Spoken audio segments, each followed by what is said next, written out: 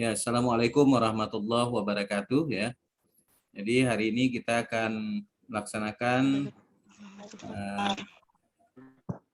seminar proposal, presentasi seminar proposal nanti atas nama Yunidia. Jadi dia mempresentasikan bentuk proposal penelitian dari bab 1, bab 2, dan bab 3 ya. Nanti dari keseluruhan itu tentu mulai dari pendahuluan, kemudian tinjauan pustaka, sampai metode penelitian. Nah, saya mohon kepada yang lain nanti juga bisa memperhatikan ya terkait dengan proposal ini, mungkin nanti bisa juga memberikan saran ya terkait dengan proposal penelitian yang dibuat ya. Nah, oleh sebab itu saya persilakan ya kepada Yunilia untuk mempresentasikan. Saya jadikan host ya. Ya,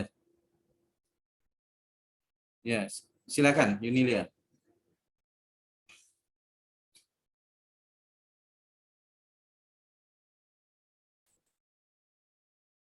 Di screen share screen tuh ya.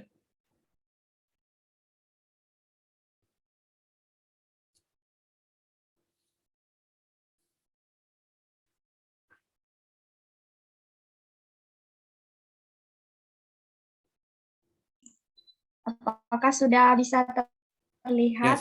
Ya, silakan. Sebelumnya atas kesempatan dan waktu yang telah diberikan kepada saya. Selamat siang kita semua. Puji dan syukur kita panjatkan kepada Tuhan yang Maha Esa atas berkat Allah diberikan kesehatan sehingga kita masih bisa dipertemukan dalam pertemuan ini.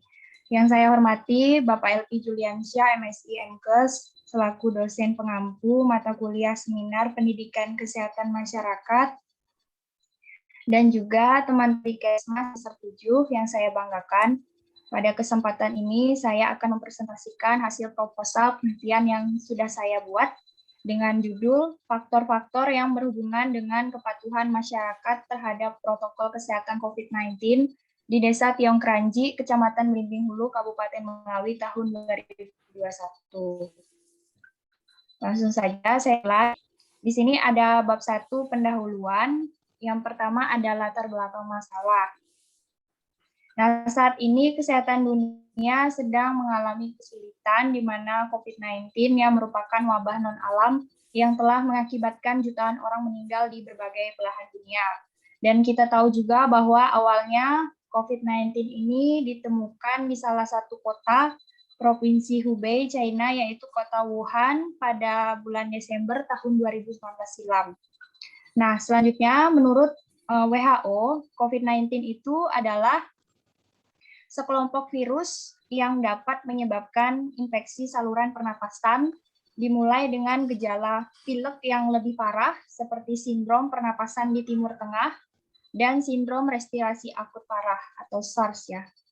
Nah, menurut data Worldometers, COVID-19 itu telah menyebar ke 223 negara di belahan dunia dan terus mengalami peningkatan kasus baru setiap harinya. Kasus COVID-19 ini ya hingga 14 September 2021 mencapai lebih dari jiwa dengan total kematian lebih dari 4 juta jiwa. Adapun negara dengan urutan pertama dengan kasus COVID-19 tertinggi yaitu United States of America atau USA mencapai lebih dari 42 juta jiwa dengan total kematian lebih dari 680.000 jiwa. Selanjutnya negara urutan kedua dengan kasus COVID-19 tertinggi yaitu India mencapai lebih dari 33 juta jiwa dengan total kematian lebih dari 443.000 jiwa. Sedangkan negara urutan ketiga dengan kasus COVID-19 tertinggi yaitu Brazil mencapai lebih dari 21 jiwa dengan total kematian lebih dari 587.000 jiwa. Selanjutnya, ya berdasarkan peta sebaran COVID-19 dari Satgas COVID-19 Indonesia, bahwa kasus COVID-19 di Indonesia hingga 14 September 2021 itu mencapai lebih dari 4 juta jiwa dengan total kematian lebih dari 139.000 jiwa. Nah, berdasarkan jumlah tersebut, Indonesia menempati urutan keempat sebagai negara dengan kasus COVID-19 tertinggi di Asia dan urutan ke-13 sebagai negara dengan kasus COVID-19 tertinggi di dunia. Selanjutnya, adapun provinsi yang menempati urutan pertama dengan kasus COVID-19 tertinggi di Indonesia yaitu DKI Jakarta mencapai lebih dari 855.000 jiwa dengan total kematian lebih dari 13.000 jiwa. Selanjutnya disusul oleh Provinsi Jawa Barat dan disusul lagi dengan urutan ketiga yaitu Jawa Tengah. Selanjutnya berdasarkan data sebaran COVID-19 dari Dinas Kesehatan Kalimantan Barat, bahwa kasus COVID-19 Provinsi Kalimantan Barat hingga 14 September 2021 mencapai 38.663 jiwa dengan total kematian 1.018 jiwa. Nah, berdasarkan jumlah tersebut membuat Kalimantan Barat menempati urutan ke-21 sebagai provinsi dengan kasus COVID-19 tertinggi di Indonesia. Nah, selanjutnya adapun kabupaten atau kota yang menempati urutan pertama dengan kasus COVID-19 tertinggi di Kalimantan Barat yaitu Pontianak mencapai 8.089 jiwa dengan total kematian 421 jiwa. Kemudian disusul dengan urutan kedua yaitu Singkawang dan yang ketiga itu adalah Kuburaya. Selanjutnya berdasarkan peta sebaran COVID-19 dari Dinkes Melawi atau Dinas Kesehatan Kabupaten Melawi, bahwa kasus COVID-19 di Kabupaten Melawi hingga 14 September 2021 mencapai 3.461 jiwa dengan total kematian 119 jiwa. Nah, berdasarkan jumlah tersebut, Kabupaten Melawi menempati urutan ke-11 sebagai kabupaten atau kota dengan kasus COVID-19 tertinggi di Provinsi Kalimantan Barat. Ya. Selanjutnya, adapun kecamatan yang menempati urutan pertama dengan kasus COVID-19 tertinggi di Kabupaten Melawi yaitu Nangapino mencapai 1.839 jiwa dengan total kematian 51 jiwa. Disusul urutan kedua yaitu Kecamatan Belimbing, ya, dan selanjutnya menempati urutan ketiga yaitu Tanah Pinoh, Kecamatan Tanah Pinoh. Selanjutnya berdasarkan dari data yang sama ya dari Dinas Kesehatan Melawi bahwa kasus COVID-19 di Kecamatan Belimbing Hulu hingga 14 September tahun 2021 mencapai 119 jiwa dengan total kematian 4 jiwa. Nah, berdasarkan jumlah tersebut, Kecamatan Belimbing Hulu menempati urutan ke-7 sebagai kecamatan dengan kasus COVID-19 tertinggi di Kabupaten Melawi. Nah, selanjutnya berdasarkan hasil wawancara ya yang peneliti lakukan dengan Sekretaris Desa Tiong Kranji yaitu Bapak Agustinus, didapatkan bahwa jumlah kasus yang terkonfirmasi COVID-19 di Desa Tiong Kranji itu sebanyak 63 orang atau 25 kakak ya dari total secara keseluruhan kakak yang ada di Desa Tiong Kranji itu sebanyak 394 kakak.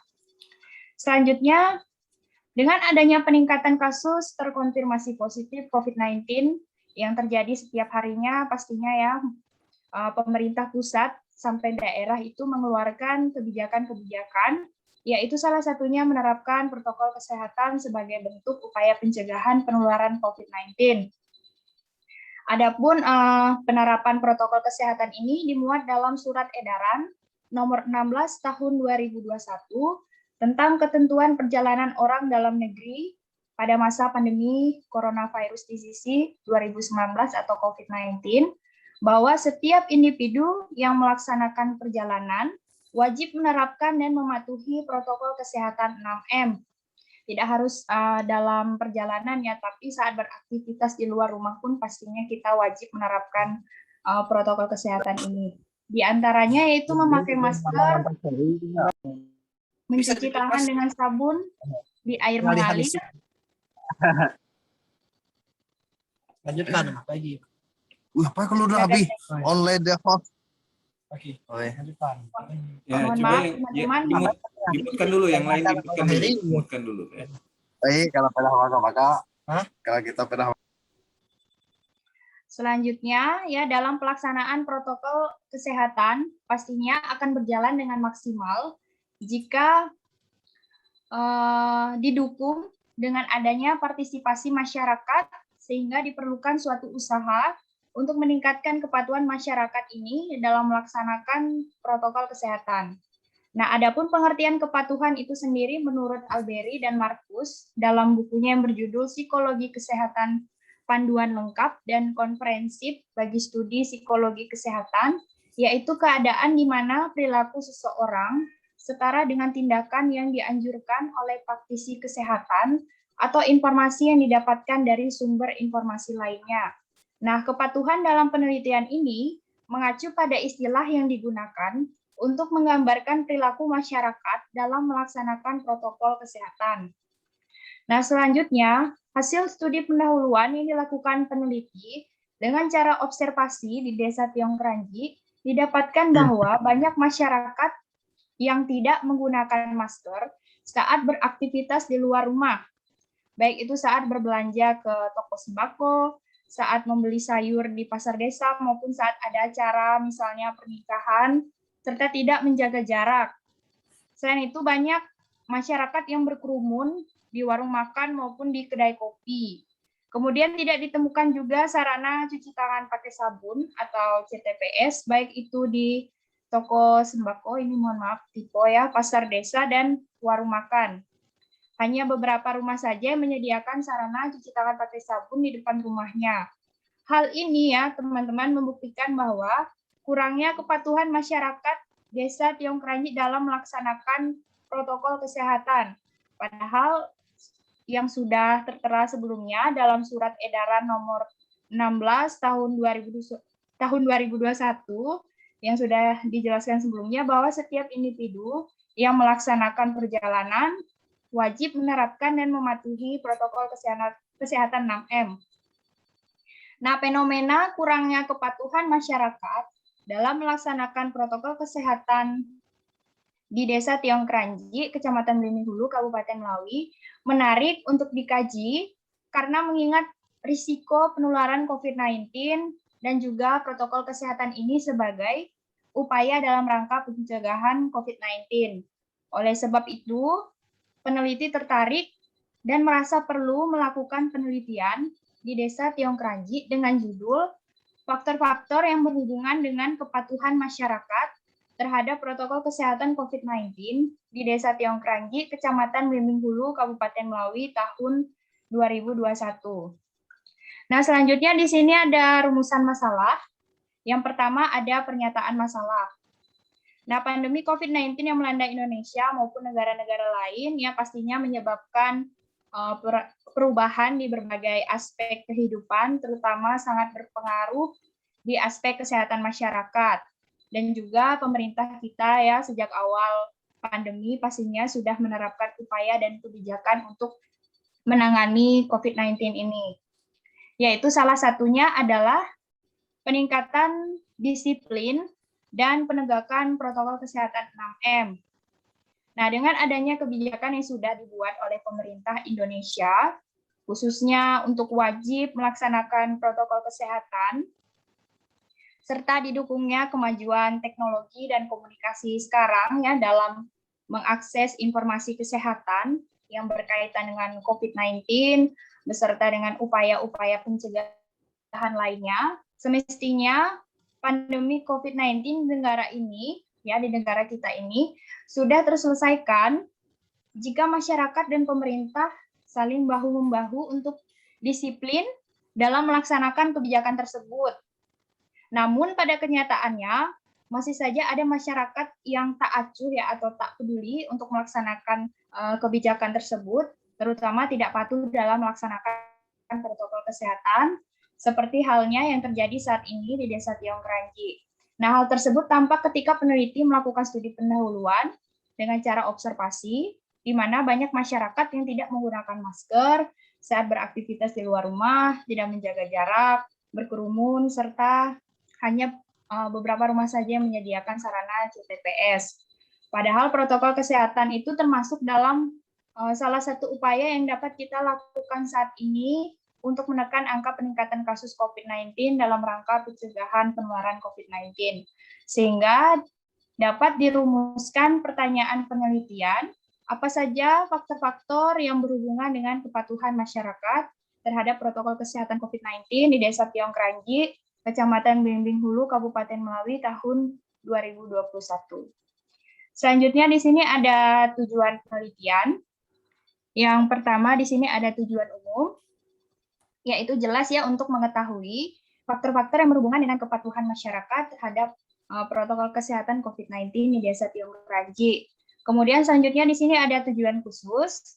Nah, tujuan khususnya di sini adalah yang pertama, mengetahui hubungan umur dengan kepatuhan masyarakat terhadap protokol kesehatan COVID-19 di Desa Tiong Kranji, mengetahui hubungan jenis kelamin dengan kepatuhan masyarakat terhadap prokes COVID-19 di Desa Tiong Kranji.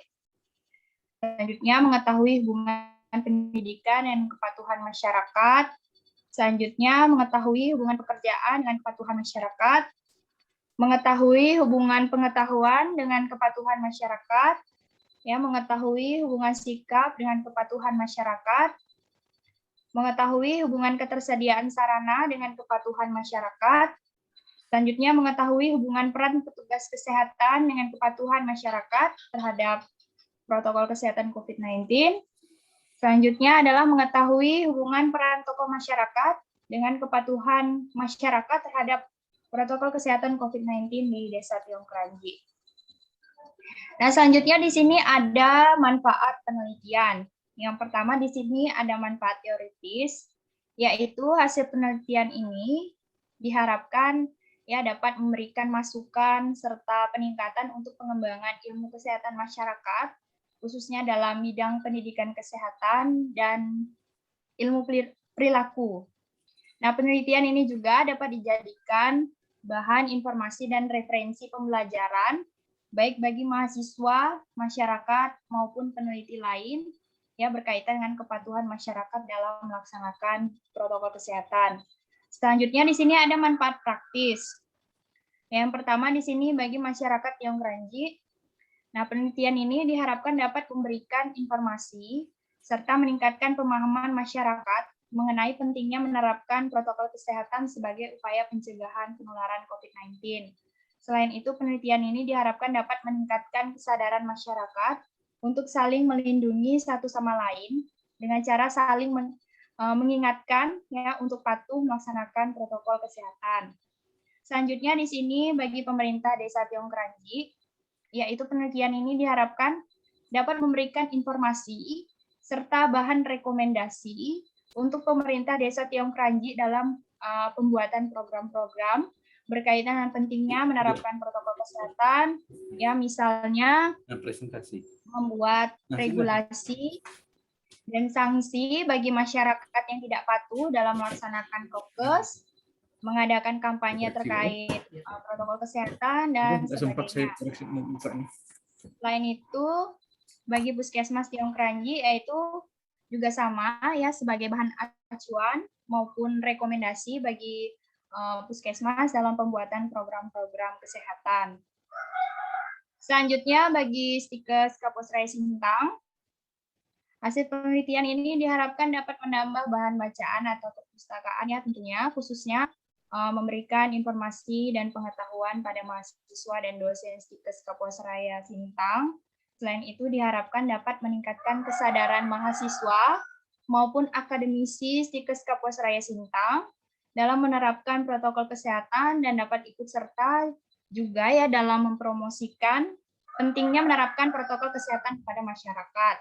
Selanjutnya bagi peneliti di sini diharapkan dapat menambah wawasan dan pengetahuan bagi peneliti lain, serta dapat menjadi data dasar dan bahan referensi untuk penelitian selanjutnya dengan permasalahan serupa. Selanjutnya di sini ada ruang lingkup penelitian. Yang pertama ada disiplin ilmu. Ya, di sini menerapkan ilmu kesehatan masyarakat, khususnya di bidang pendidikan kesehatan dan ilmu perilaku yang peneliti dapatkan selama di bangku perkuliahan, serta tugas akhir ini merupakan syarat untuk mendapatkan gelar sarjana kesehatan masyarakat, sehingga peneliti merasa perlu mengkaji lebih lanjut mengenai faktor-faktor yang berhubungan dengan kepatuhan masyarakat terhadap protokol kesehatan COVID-19 di Desa Tiong Kranji, Kecamatan Blimbing Hulu, Kabupaten Melawi tahun 2021. Nah, selanjutnya di sini ada tempat penelitian. Jelas ya, penelitian ini dilakukan di Desa Tiong Kranji. Selanjutnya, waktu penelitian ini dilaksanakan pada bulan Oktober 2021 sampai dengan Maret 2022, meliputi penyusunan proposal penelitian sampai sidang skripsi. Selanjutnya, sasaran penelitian di sini ya adalah masyarakat yang tinggal di Desa Tiong Kranji, Kecamatan Blimbing Hulu, Kabupaten Melawi. Nah, selanjutnya di sini ada keaslian penelitian. Nah, ini adalah tabel keaslian penelitian. Teman-teman bisa lihat di sini meliputi ada nama peneliti, tahun dan judul penelitian, metode penelitian dan hasil penelitiannya, serta persamaan dan perbedaan penelitiannya.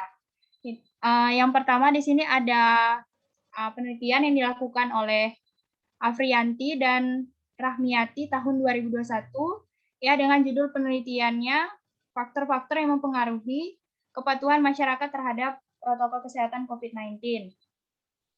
Nah, metode penelitian yang digunakan dalam penelitian Afriyanti dan Rahmiati ini adalah survei analitik atau observasional analitik dengan menggunakan desain cross-seksional, sehingga didapatkan hasil penelitiannya yaitu ada hubungan yang signifikan antara usia, pendidikan, pengetahuan, sikap, dan motivasi dengan kepatuhan masyarakat ya terhadap protokol kesehatan.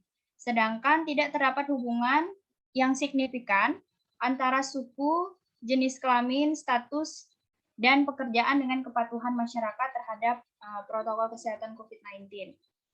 Nah, di sini persamaan dan perbedaan penelitian.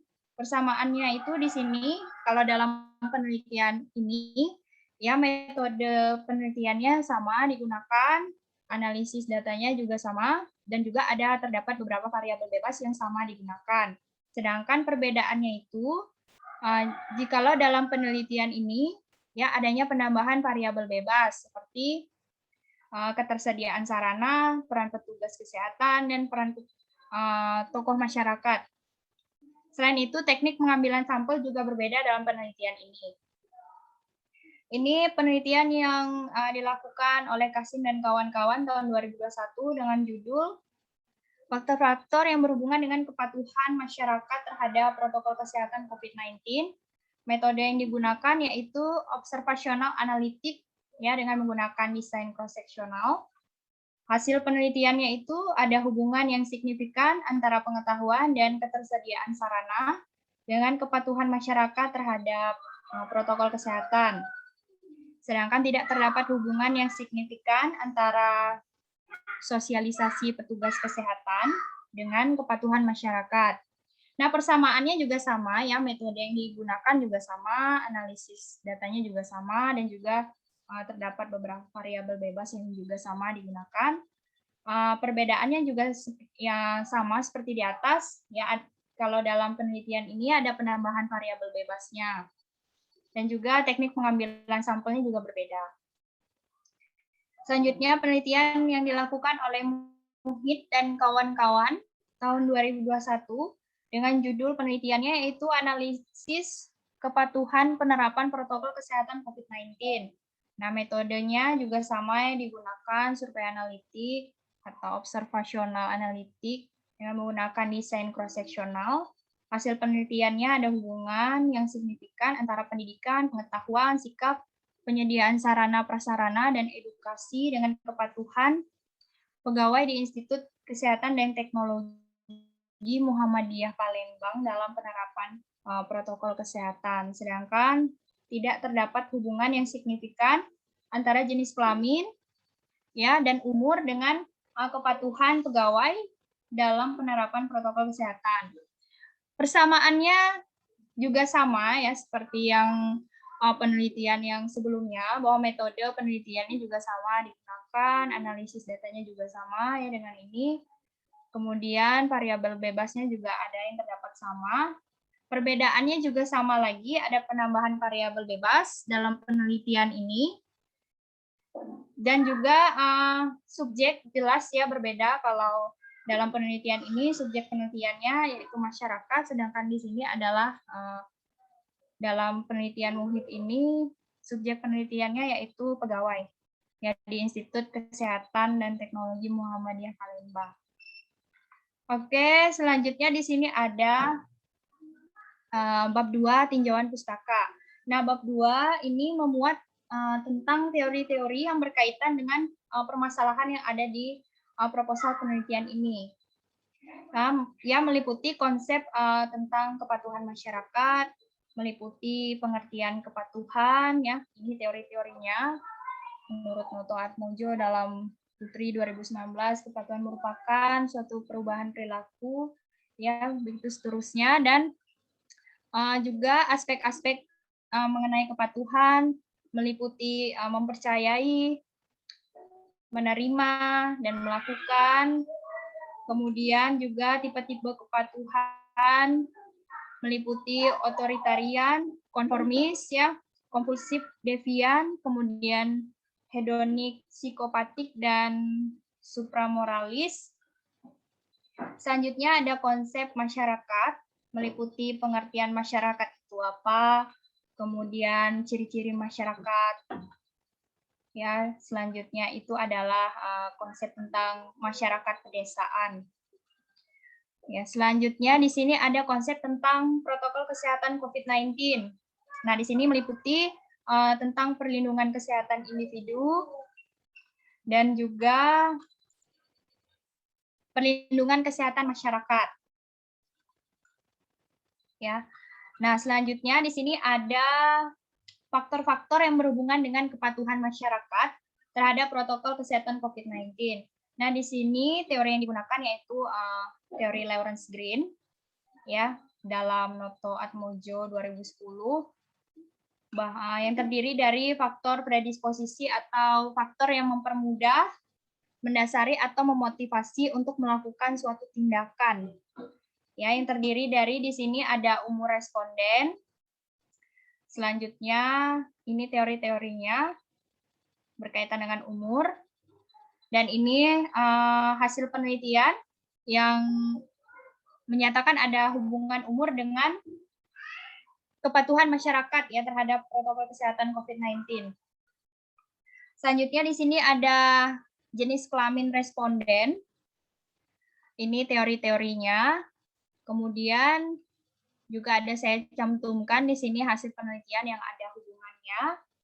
Selanjutnya di sini ada pendidikan responden. Ya, ini teorinya. Kemudian ini hasil penelitiannya juga saya cantumkan di sini yang ada hubungannya. Kemudian selanjutnya ada pekerjaan responden. Ini memuat teori-teori tentang pengetahuan tentang pekerjaan dan ini hasil penelitiannya.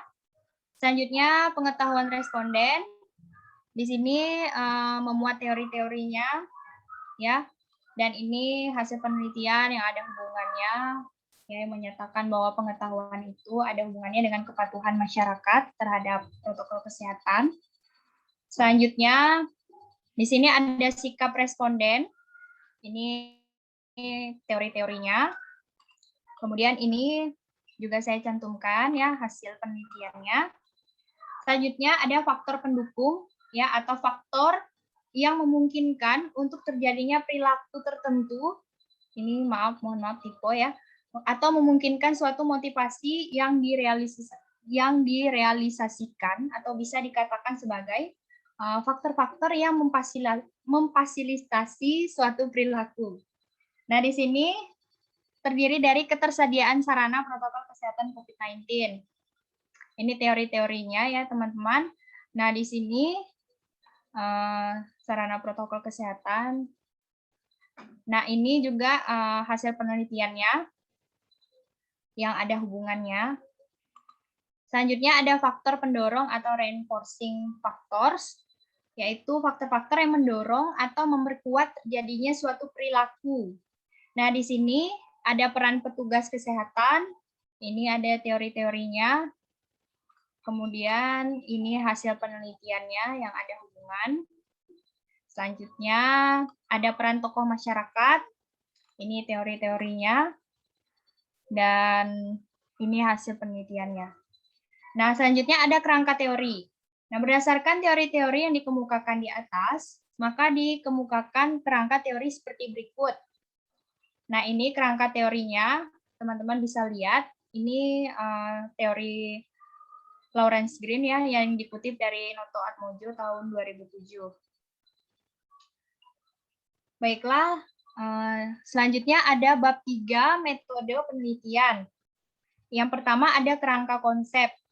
Nah, kerangka konsep itu adalah kerangka kaitan atau hubungan antara konsep-konsep dari masalah yang ingin diamati atau diukur melalui penelitian. Nah, ini bagannya ya, variabel bebas atau independen ini, kemudian variabel terikat atau dependentnya ini, kepatuhan masyarakat terhadap protokol kesehatan COVID-19. Selanjutnya ada variabel penelitian. Nah, variabel penelitian di sini, dalam penelitian ini ada 2, yaitu variabel bebas atau independen, yang ini ya. Selanjutnya, yang terdiri dari umur, jenis kelamin, pendidikan, pekerjaan, pengetahuan, sikap, ketersediaan sarana, peran petugas kesehatan, dan peran tokoh masyarakat. Kemudian variabel terikatnya dalam penelitian ini yaitu kepatuhan masyarakat terhadap protokol kesehatan COVID-19. Selanjutnya hipotesis penelitian. Hipotesis itu adalah kesimpulan sementara terhadap masalah yang masih kurang sehingga masih harus dibuktikan kebenarannya. Ya. Nah, di sini sudah saya rumuskan hipotesis alternatif atau HA yang disesuaikan dengan variabel bebas yang ada dalam penelitian ini. Selanjutnya, di sini ada definisi operasional. Nah, definisi operasional itu adalah peneliti mendefinisikan variabel itu secara operasional berdasarkan karakteristik yang diamati sehingga mempermudah peneliti melakukan observasi secara cermat terhadap suatu objek penelitian. Nah, definisi operasionalnya, ini ya tabelnya. Teman-teman bisa lihat di sini variabel terikat atau dependennya, kepatuhan masyarakat terhadap protokol kesehatan. Definisi operasionalnya itu pengakuan responden terhadap perilaku taat atau patuh dalam melaksanakan protokol kesehatan COVID-19. Alat ukurnya kuesioner, cara mengukurnya wawancara, hasil ukurnya kode 1 itu tidak patuh, bila skornya di bawah 50%. Kode 2 patuh, yaitu bila skornya di atas 50%. Skala pengukurannya ordinal. Selanjutnya ada variabel bebas yang meliputi umur. Definisi operasionalnya itu lama hidup responden yang terhitung sejak lahir sampai saat penelitian.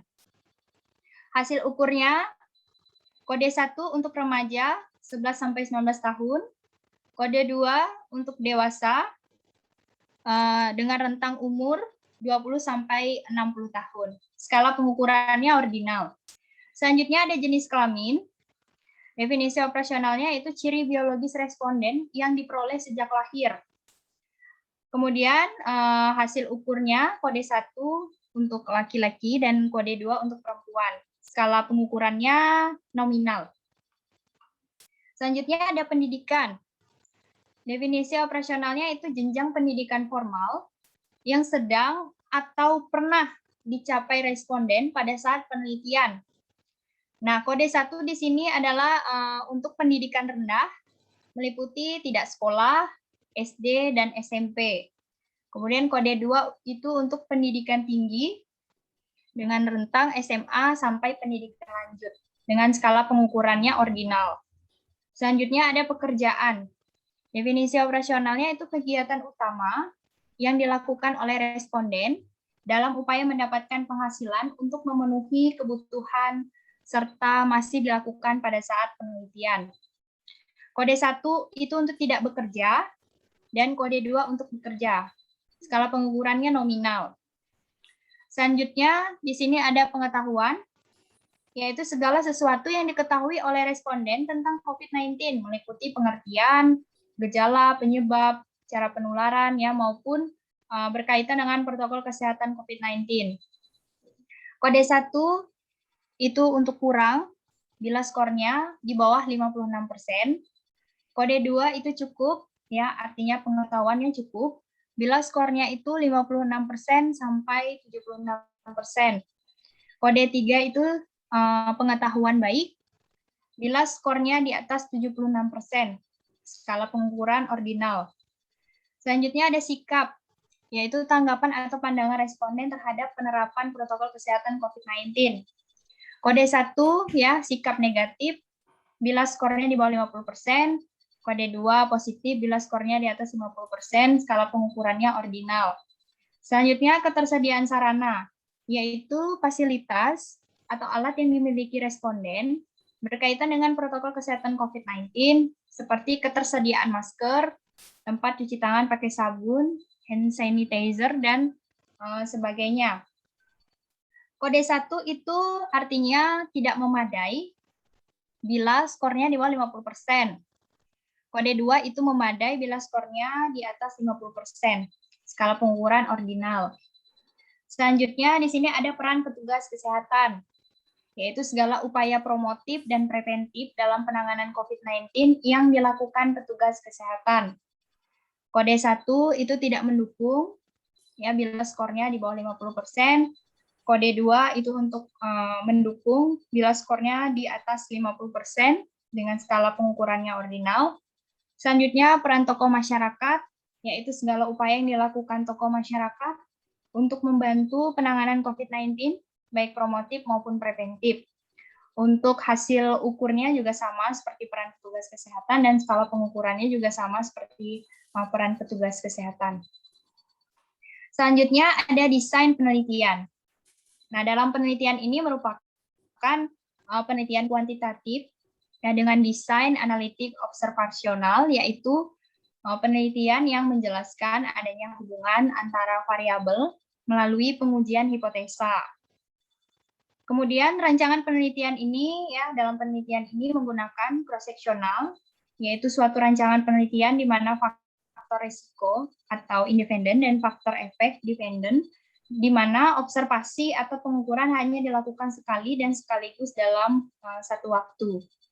Selanjutnya ada tempat dan waktu penelitian. Nah, jelas ya, tempat dan waktu penelitiannya itu di Desa Tiong Kranji, dan juga waktu pelaksanaannya itu dimulai pada bulan Oktober 2021 sampai dengan Maret 2022. Selanjutnya ada populasi dan sampel penelitian.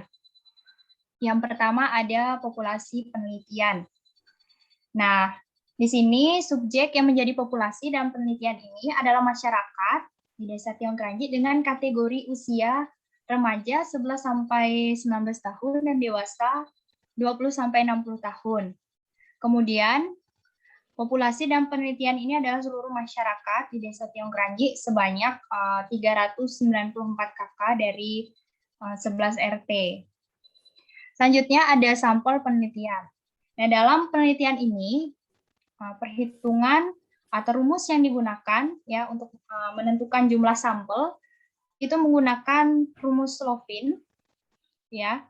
Ini saya kutip dalam Nalendra dan kawan-kawan dalam bukunya berjudul Statistika Seri Dasar dengan SPSS. Rumusnya sebagai berikut.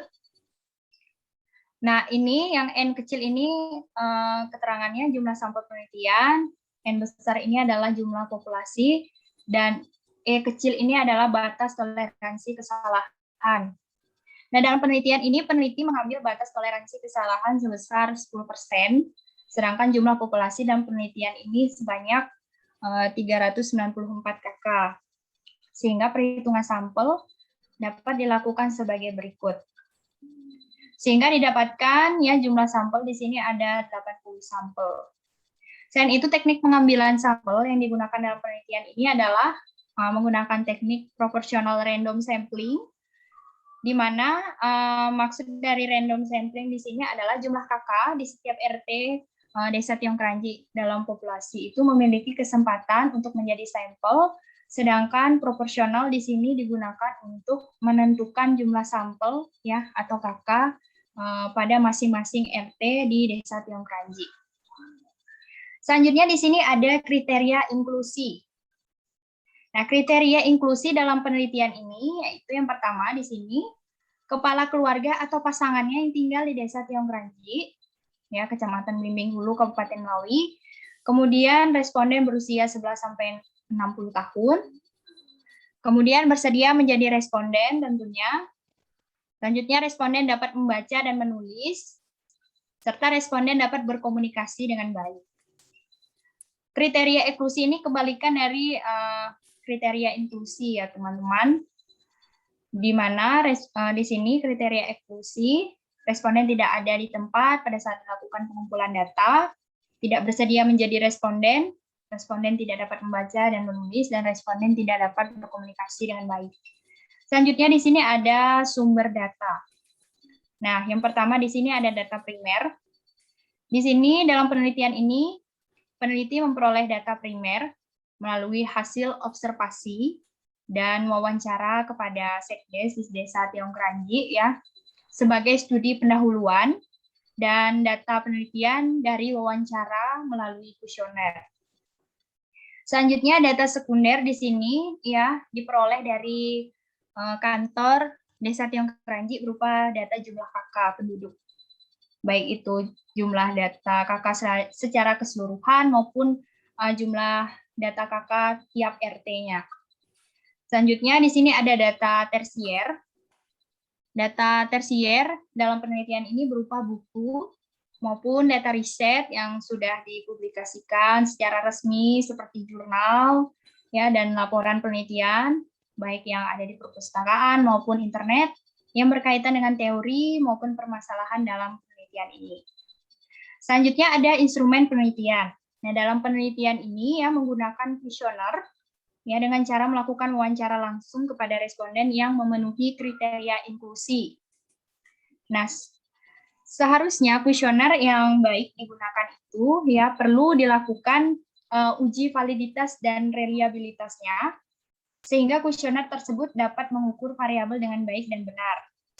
Nah, uji validitas dan reliabilitas di sini peneliti menggunakan program SPSS.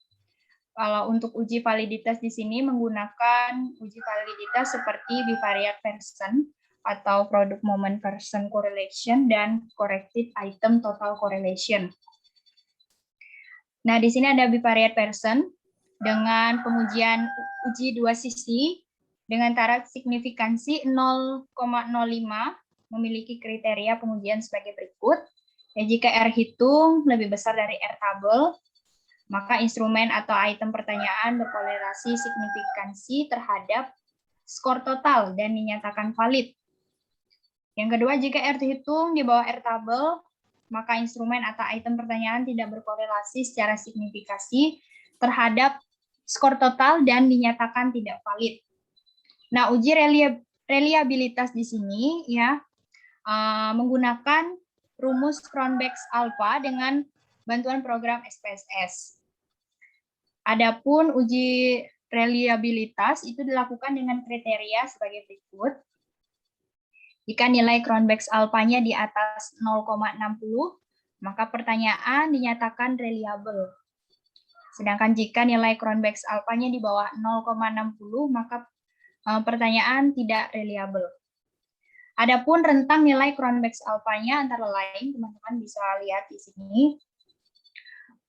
Selanjutnya, prosedur pengumpulan data. Nah, di sini data primer dilakukan dengan wawancara menggunakan kuesioner oleh peneliti secara langsung kepada responden. Kemudian observasi dan wawancara kepada Sekdes Desa Tiong Kranji untuk studi pendahuluan, serta dokumentasi seperti menggunakan kamera digital ya untuk mengambil foto pada saat melakukan penelitian atau pengambilan data primer. Sedangkan data sekunder itu diperoleh dari pihak terkait seperti kantor Desa Tiong Kranji. Selain itu, data juga diperoleh melalui studi pustaka maupun berbasis elektronik.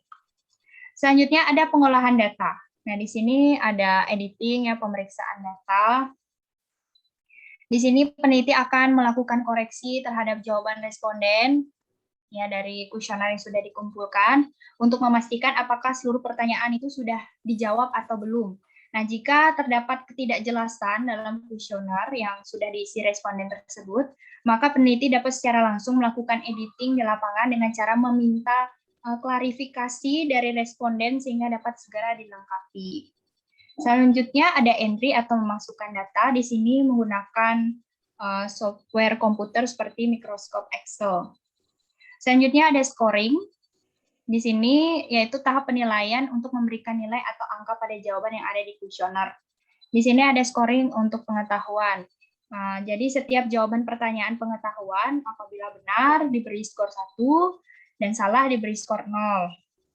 Selanjutnya scoring sikap di sini ya, jika setiap jawaban pernyataan positif apabila responden menjawab setuju diberi skor 1 dan jika tidak setuju diberi skor 0.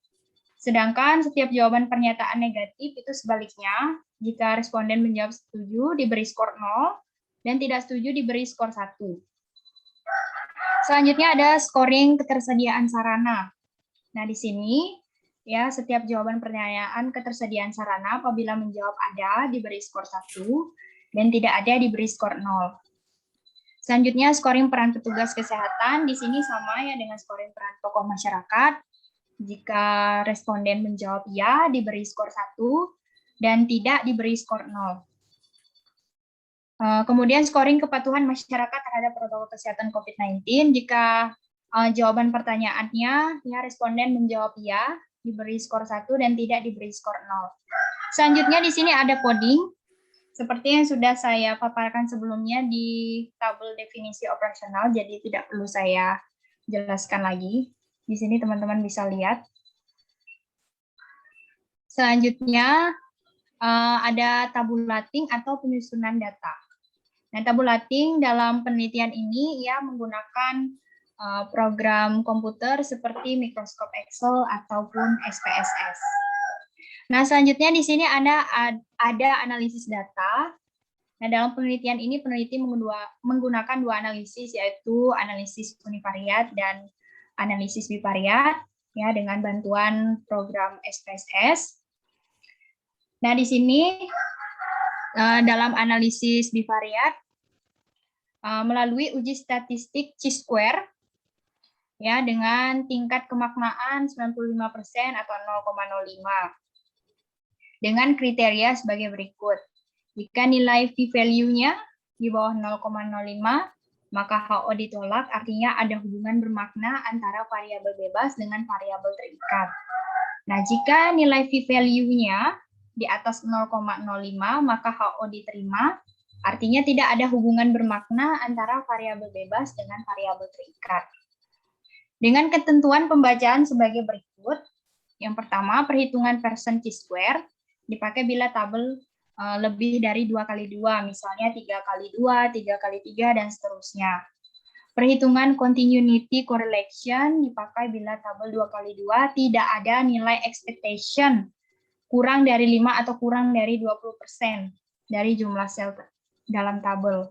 Kemudian perhitungan Fisher exact test dipakai bila tabel 2 kali 2 dijumpai nilai expectation kurang dari 5 atau kurang dari 20%.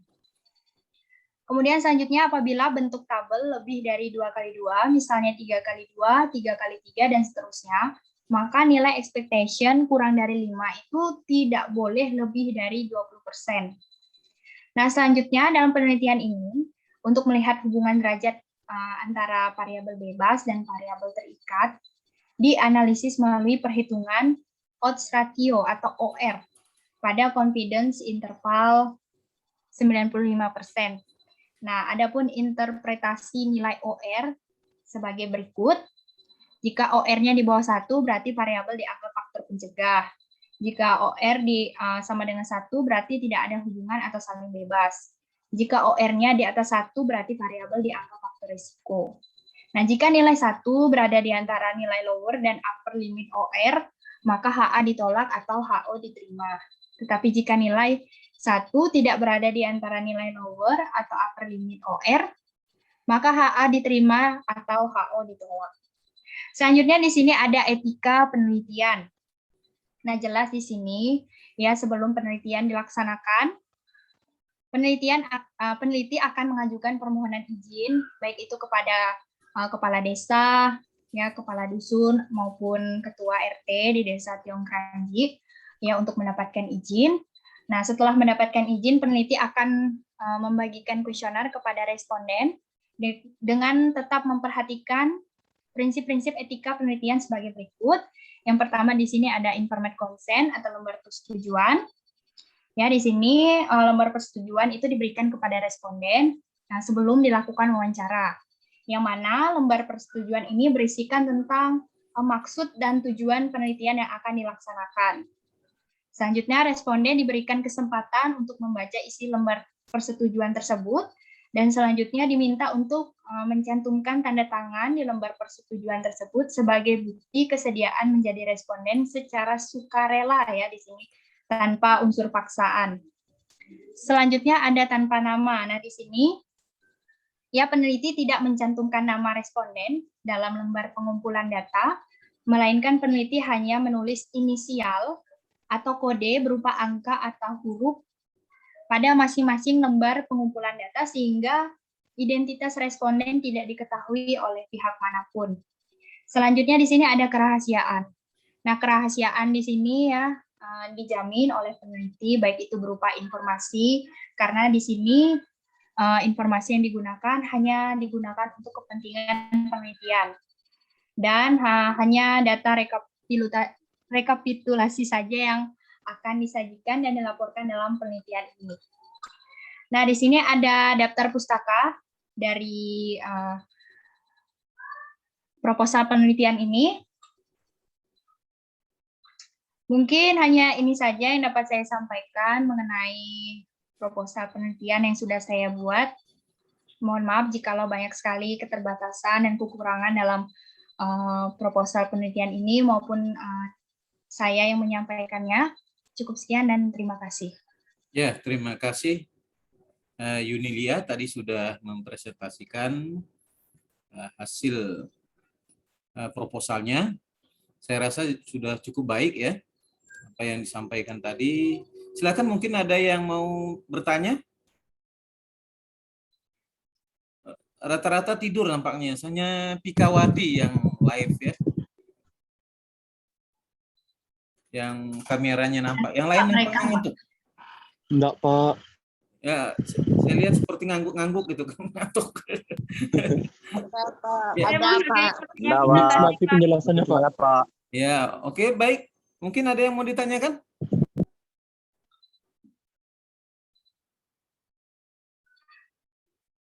Ini bisa langsung seminar nih, daftar seminar bisa nih. Diterima ya, Pak. Yang lain, ada yang mau nanya? Langsung di ACC, Pak. Langsung di Ya, ACC nggak punya saya, Pak. ya nanti paling-paling ada sedikit perbaikan ya dari saya. Iya, ya, Pak. Ya, silakan. Ada yang mau nanya? Yang lain? Bisa tidak mengkhianati hasil, Pak. Yang lain ada? Tidak ada.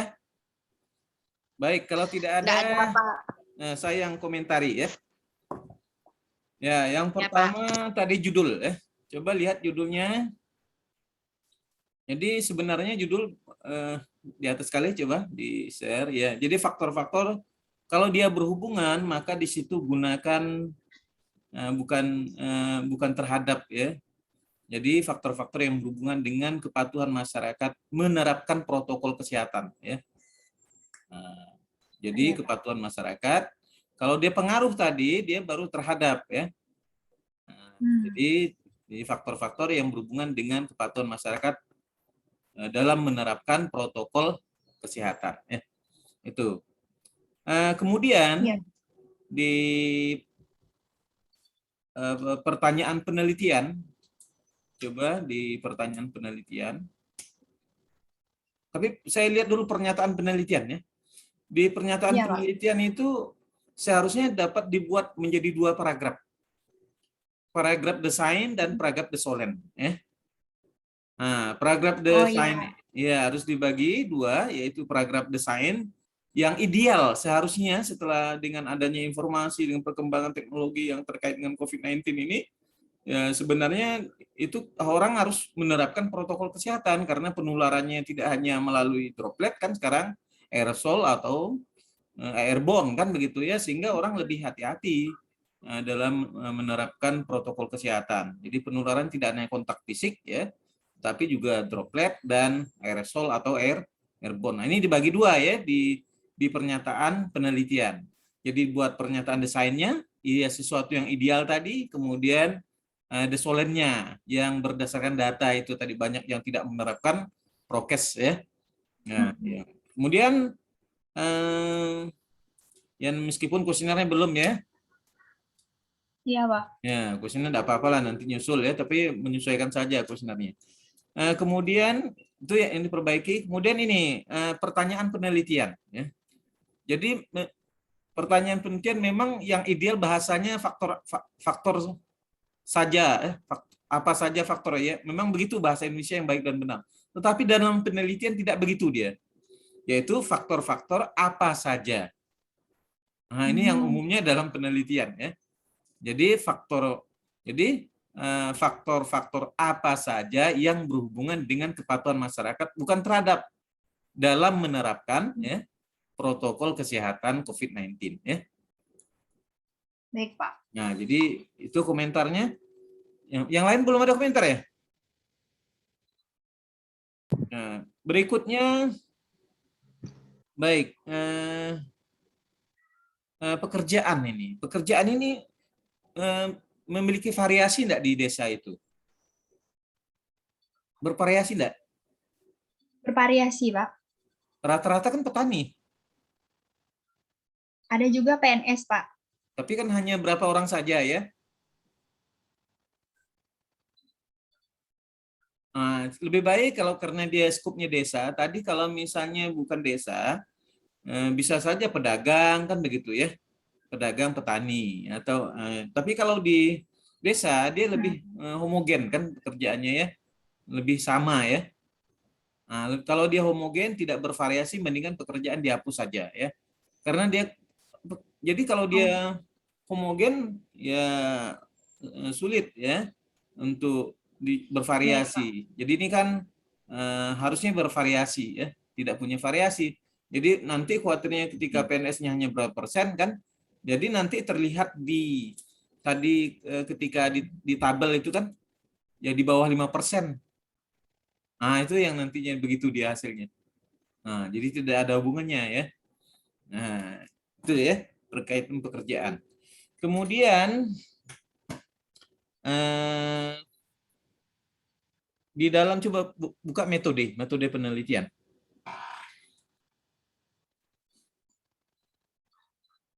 Buka metode penelitian.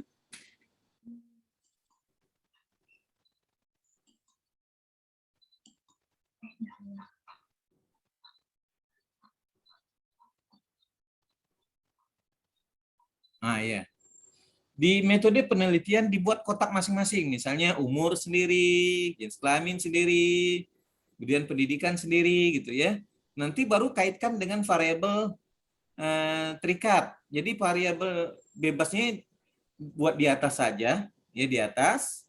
Nah, kemudian kaitkan kalau ini seolah-olah seluruhnya lari ke ke penerapan kepatuhan penerapan protokol kesehatan ya.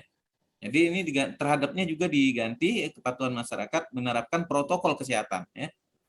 Nah, jadi umur kaitkan dengan kepatuhan, kemudian jenis kelamin kepatuhan, pendidikan kepatuhan, pekerjaan tadi kan tidak bervariasi ya, kalau tidak bervariasi dihilangkan saja karena ini skop desa ya. Nah, kemudian itu ya. Lanjut ke variabel ke bawah yang tadi yang variabelnya ke bawah. Nah, variabel independen bebas ya. Pada variabel bebas harus ditulis misalnya variabel bebas 1 atau A ya, umur, B jenis kelamin, C C pendidikan, itu diturunkan ke bawah ya. Oh iya, Nah, Pak. diturunkan ke bawah. Kemudian pada kepatuhan itu kan ordinal ya. Seharusnya dia kan patuh tidak patuh kan gitu deh. Nah, dia definisi operasional. Dia kan patuh tidak patuh. Nah, kalau dia patuh, jadi seluruh pertanyaan itu misalnya berapa yang ditanya terkait dengan prokesnya apa? Cuci tangan, gunakan masker, jaga jarak, apalagi menghindari kerumunan, Menghindari kerumunan, apalagi tidak makan bersama yang makan bersama, apalagi. Nah, jadi maksudnya ini dilaksanakan atau tidak kan begitu? Patuh atau tidak. Jadi dia datanya bersifat nominal. Jadi kalau dia nominal itu hanya membedakan. Kan gitu dia. Kalau nominal ordinal dia membedakan bertingkat. Kalau interval membedakan bertingkat, kemudian ada jarak. Nah, kemudian kalau ordinal tambah dengan adanya rasio, ada perbandingan. Nah, itu yang disebut dengan skala ya. Nah, skalanya. Jadi dibuat saja ini skalanya nominal, yaitu menerapkan, tidak menerapkan ya prokesnya kan. Kemudian untuk pengetahuan ini coba masih definisi operasional. Pengetahuan kolom dan baris ya. Itu kan dibuat barisnya jadi 3 ya. Kolomnya ya. Baris ya. Barisnya 3 ya. 3 baris kan tuh. Kurang, cukup, baik kan gitu ya. baik. Nah, Ya. jadi seharusnya dibuat 2 saja, baris dan kolom ya. Buat 2 jadi pengetahuan baik dan kurang gitu ya, atau kurang dan baik. Hanya dua itu ya, 2 Pak. kolom, 2 kategori. 2 baris, 2 kategori. Yaitu 2 baris, kan kolomnya menerapkan tidak menerapkan, kan gitu ya. Nah, Iya, Pak. 2 karena tadi sesuai dengan analisis. Kemudian sementara itu sampel penelitian Anda ini kan kakak atau individu ini? Kakak, Pak. Nah, kalau kakak berarti tidak ada umur di bawah masa kepala keluarga umurnya 11 sampai 19 tahun. Juga tidak bervariasi. Kan? Ada enggak kakaknya umur 11 sampai 19 tahun? Enggak ada kan? Maksudnya kalau pemikiran saya ya, Pak. Nah. Maksudnya tuh kalau misalnya kepala keluarganya enggak ada di rumah, bisa diwakilkan anak sama istrinya gitu loh, Pak. Maksudnya. Ya, Bisa, iya Pak. kalau tidak ada semuanya. Kan tidak mungkin kepala. Ya, idealnya seharusnya kalau misalnya Anda individu saja. Kalau misalnya kakak saja gitu ya. Berapa individu yang ada di situ. Jadi sebenarnya yang menerapkan prokes ini kan semua individu, ya. Nah, jadi semua individu. Jadi jangan nanti artinya tidak bervariasi jenis kelamin. Masa jenis kelaminnya pasti kepala keluarga semuanya kan? Laki-laki semuanya, enggak ada perempuan, kan gitu ya?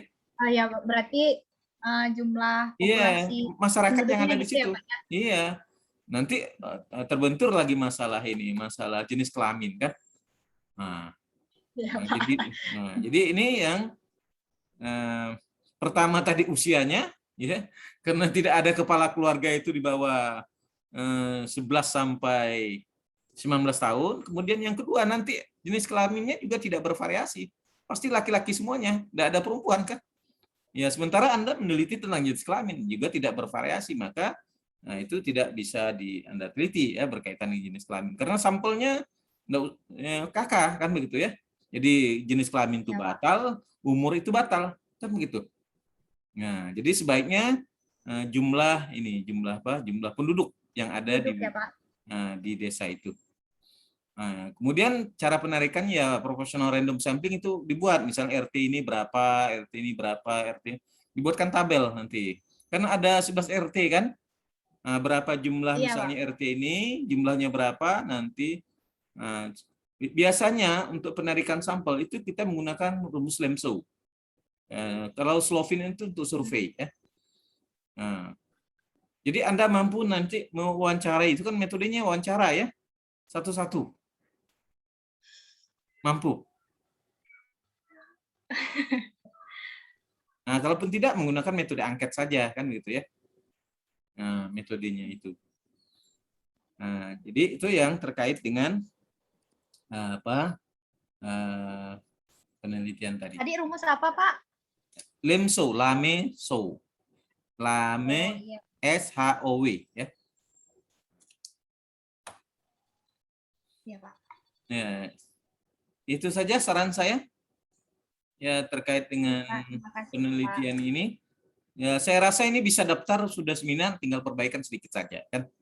Nanti udah mata kuliah ini silakan Anda daftar.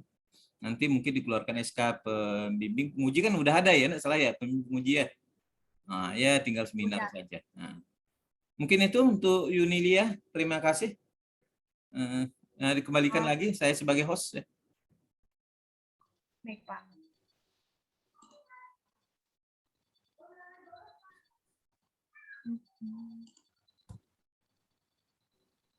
Silakan, ada yang lain? Kita lanjut lagi atau istirahat dulu sebentar? Sudah ya, Pak? Ya, terima kasih Yunilia sudah presentasi tadi bagus sekali ya. Baik, Pak. Sama-sama, Pak. Terima kasih kembali. Ya. Lanjut atau gimana?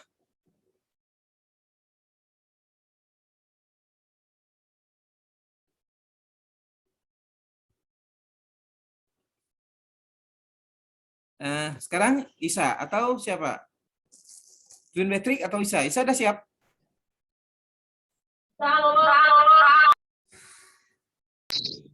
Iya Pak, cuma kebetulan Zoom saya itu nggak bisa di laptop, jadi menggunakan Gema ya?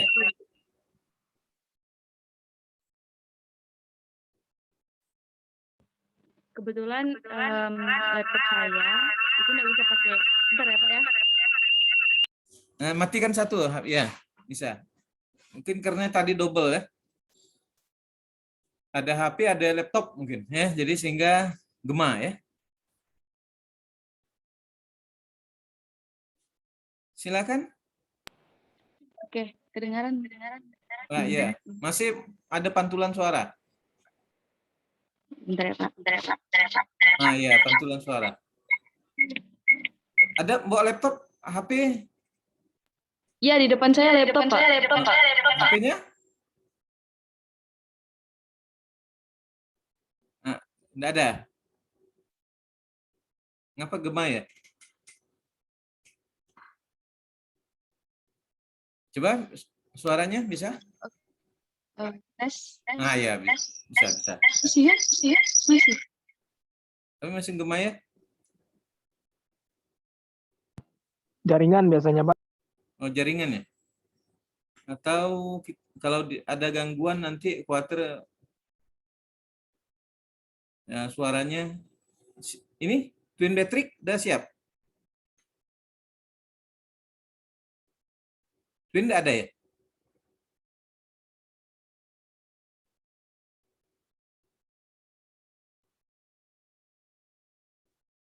Twin Metric enggak ada?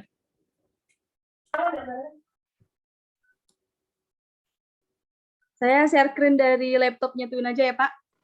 Ah ya, saya jadikan host ya. Ya. Oh iya Pak, dari Twin Metric ya Pak.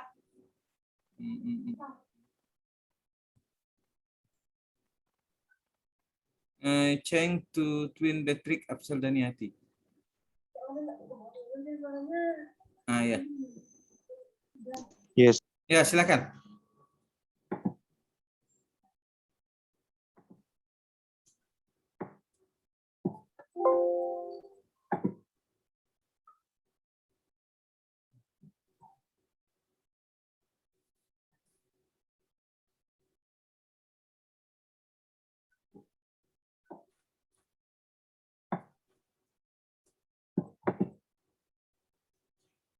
Apakah sudah? Ya, sudah. Ya. Mohon maaf Pak, sebelumnya saya ingin bertanya terlebih dahulu, ini dipresentasikan full seperti Yunilia atau garis besarnya itu Pak? Ya, seperti Yunilia tadi, jadi mudah mengoreksinya ya. Jadi kita mudah memberikan saran apa yang mesti diberikan masukan ya. Ya, jadi kalau misalnya ini udah bagus, Anda bisa langsung daftar seminar kan begitu ya. Nah, untuk membuat proposal nanti semester 8 Anda daftar, tinggal daftar ujian saja kan begitu. Baik, Pak. Ya, dipersilakan. Selamat sore dan salam sejahtera untuk kita semua. Ya, sore. Sore. Sebelumnya, saya mengucapkan terima kasih sebanyak-banyaknya kepada Pak Elvi selaku dosen pengampu mata kuliah Seminar Kesehatan Masyarakat. Dan pada kali ini, izinkan saya untuk mempresentasikan hasil dari proposal penelitian saya dengan judul faktor yang berhubungan dengan perilaku masyarakat terhadap kesediaan masyarakat melaksanakan vaksinasi COVID-19 di Kabupaten Sintang. Yang disusun oleh saya sendiri dari program studi S1 Kesehatan Masyarakat semester 7. Baik, di sini kita masuk ke dalam bab 1, di mana ada latar belakang penelitian. Di sini latar belakang penelitiannya memaparkan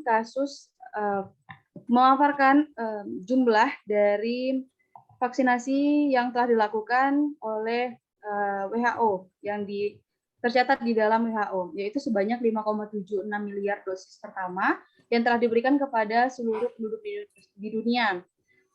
Yang baru mencapai pada 12 September kemarin itu mencapai 30,4% dari total populasi di dunia. Berdasarkan jumlah dosis yang telah diberikan pada 12 September 2021, itu Indonesia sendiri menduduki posisi ke-6 setelah Tiongkok, India, Amerika Serikat, Brasil, dan juga Jepang dengan jumlah dosis sebanyak 116 juta dosis yang tercatat pada 12 September 2021.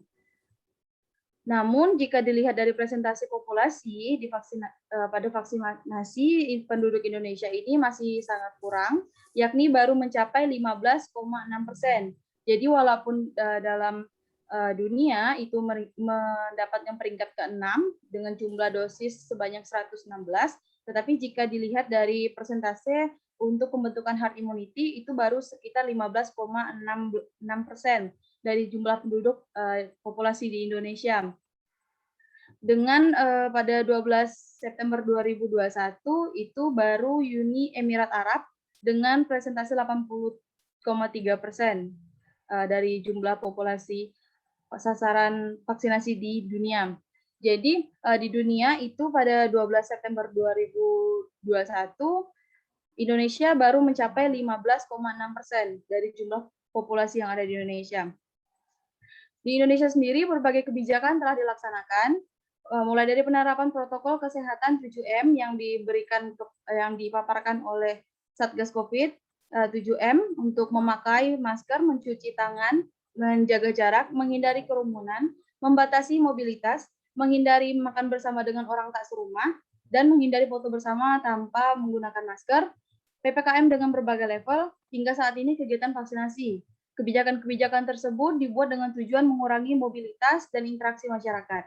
Vaksinasi di Indonesia sendiri itu dilaksanakan pada 13 Januari 2021.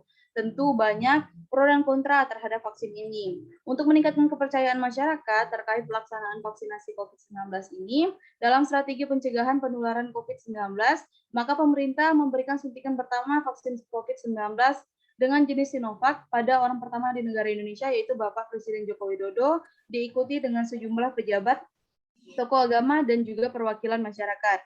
Indonesia sendiri menargetkan pada awal tahun itu sebanyak 208.265.720 warga yang telah divaksin, yang akan divaksin dalam 1 tahun atau hingga akhir Desember ini. Tercatat bahwa di Indonesia pada September 2021 itu baru Indonesia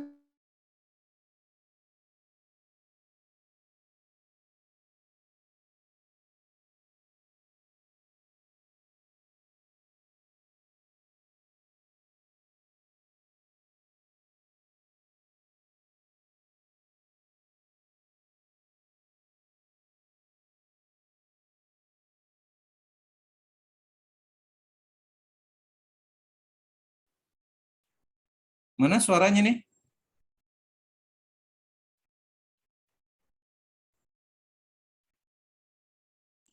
Share screen-nya juga hilang, Pak.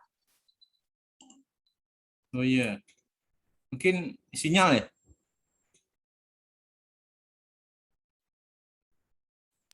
Iya, sinyal tuh, Pak. Ya, sepertinya ada gangguan. Ya. Baik, mungkin itu saja dulu ya pertemuan kita. Satu orang dulu yang bisa kita laksanakan untuk seminar kali ini. Ya, kalau bisa ya minggu Jaringan- depan lah ya. Oh iya, Ya, Pak. minggu depan lah ya. Kita mulai lagi. Terima kasih atas perhatiannya. Ya, nanti ketua sipennya nanti yang nanti mengabsennya siapa saja yang hadir pada hari ini. Terima kasih atas perhatiannya. Selamat sore. Assalamualaikum warahmatullahi wabarakatuh. Sore, Pak. Sore Pak. Sore, Pak. Ya, sore. Okta tidur, Okta.